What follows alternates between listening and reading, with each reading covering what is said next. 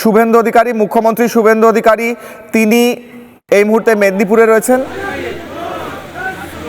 কাঁথিতে চন্দ্রনাথ রথের বাড়িতে, নিহত চন্দ্রনাথ রথের বাড়িতে যাচ্ছেন মুখ্যমন্ত্রী শুভেন্দু অধিকারী।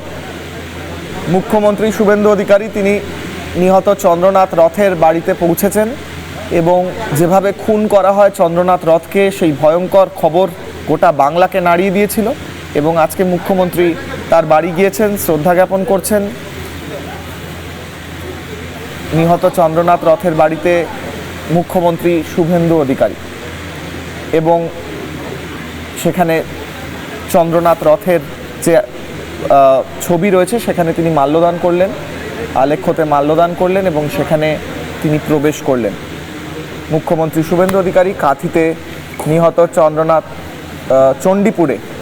চণ্ডীপুরে নিহত চন্দ্রনাথ রথের বাড়িতে মুখ্যমন্ত্রী শুভেন্দু অধিকারী।